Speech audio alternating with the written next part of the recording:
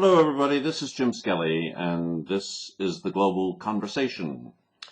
It's the 11th of our mini lectures in the current semester.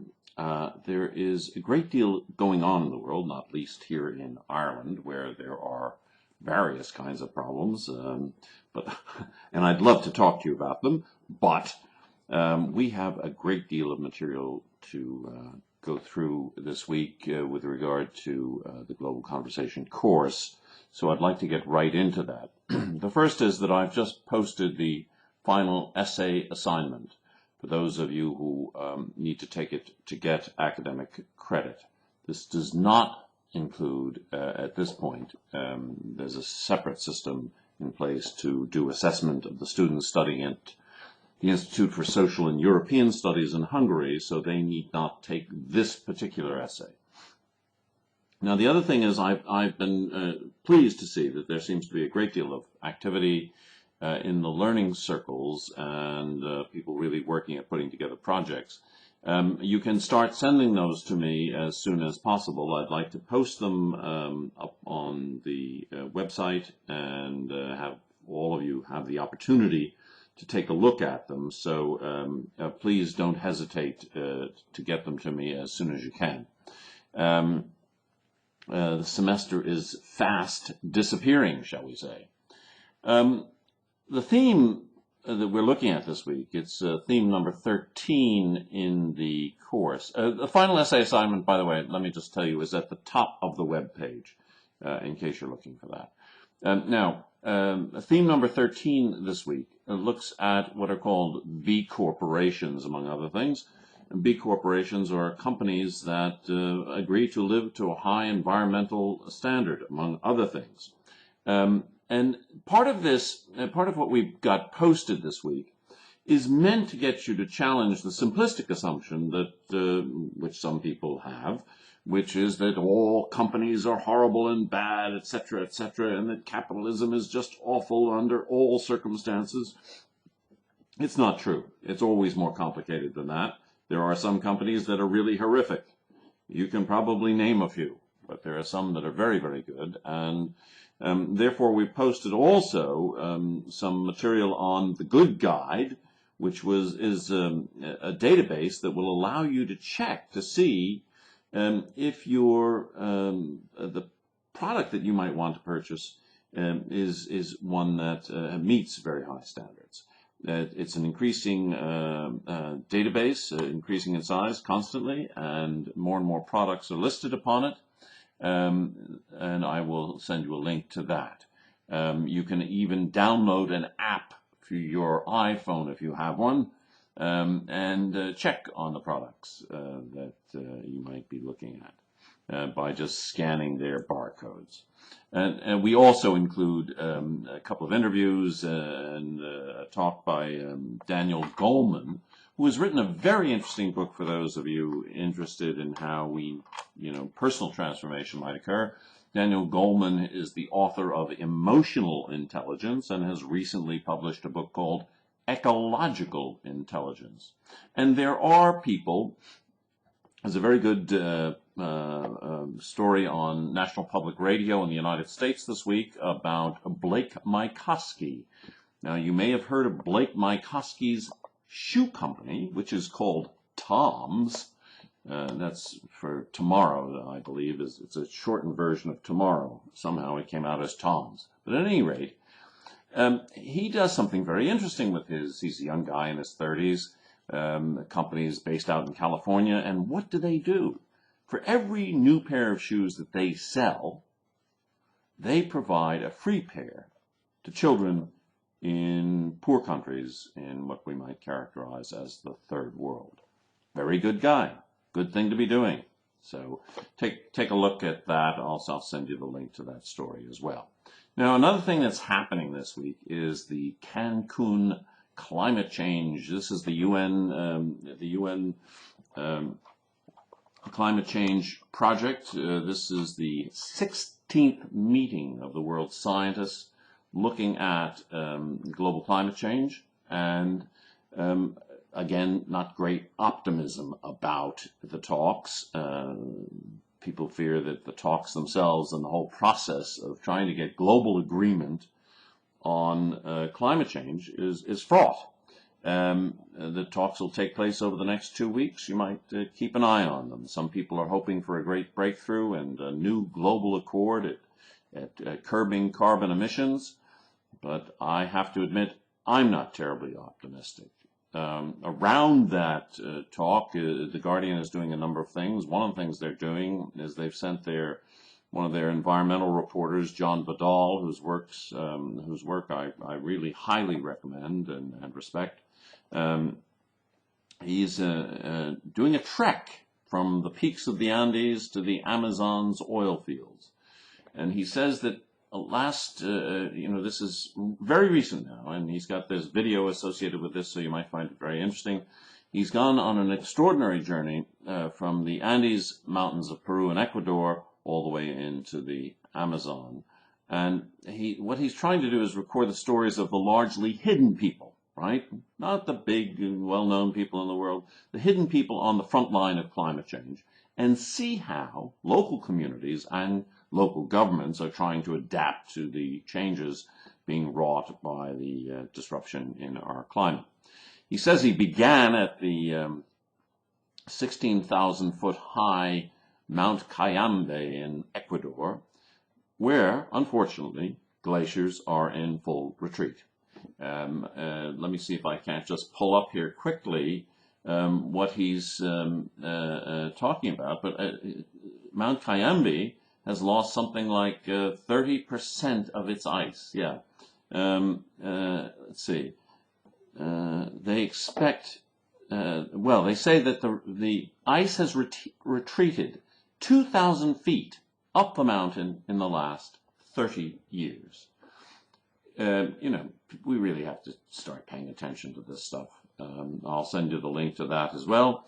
And another corollary to that, Lake Tanganyika, a word I've always loved saying, in East Africa.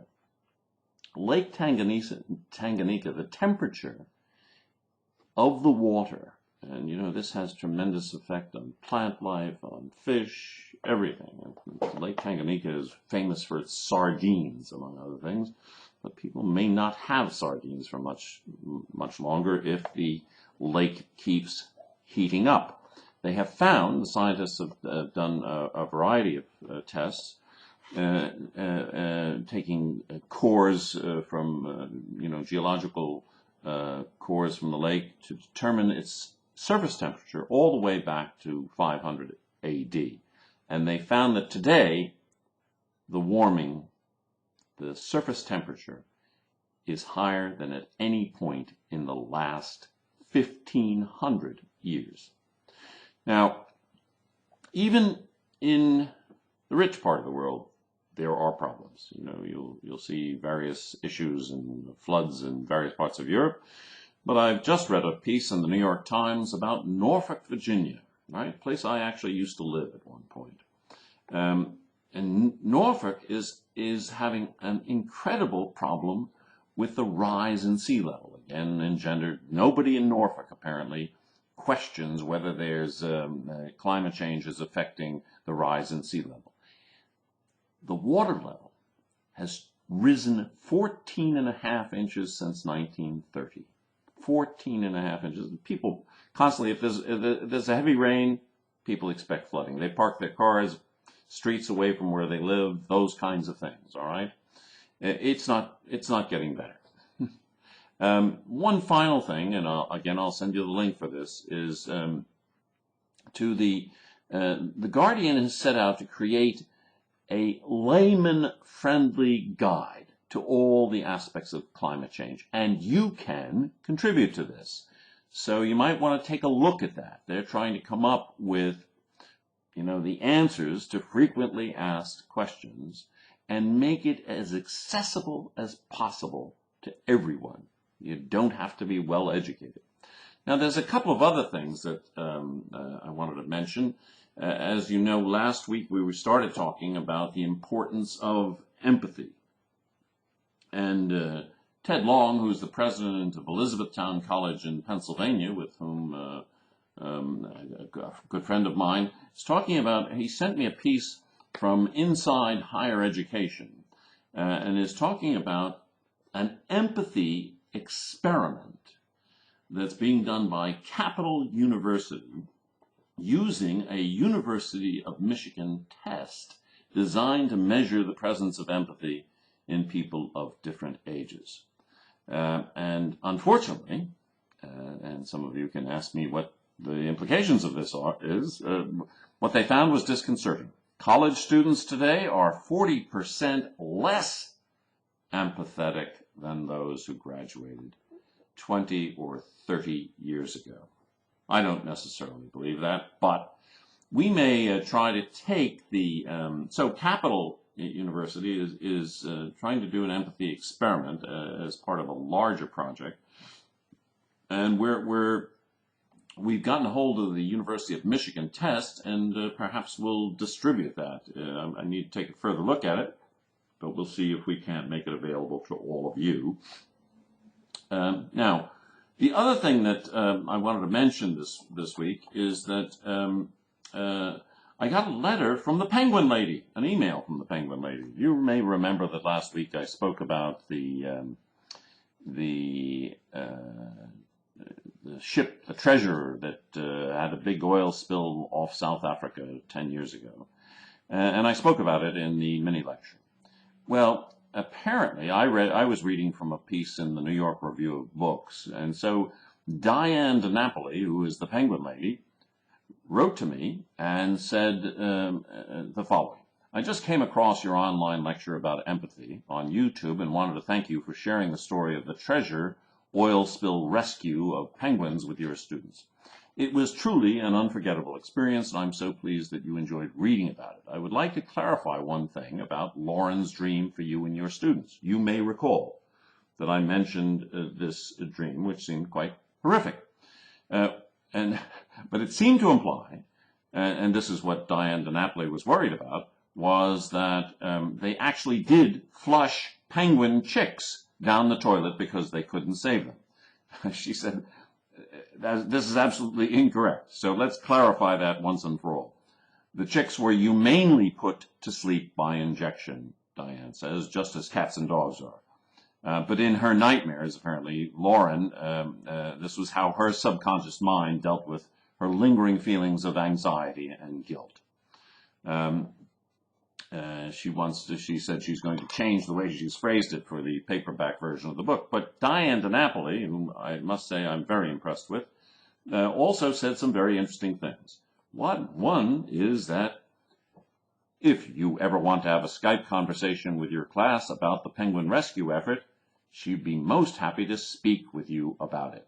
So I'm going to try and organize that. I'm going to try and have a Skype meeting with her this week, and we'll see if we can't do something either the end of this semester. It's getting pretty tight, as you know, but we'll try and see if we can't get Dyan into this. Now, one final note before we close this mini lecture, and that is the students and I here in Derry at the University of Ulster watched an absolutely spectacular film that I'm going to send you a link to.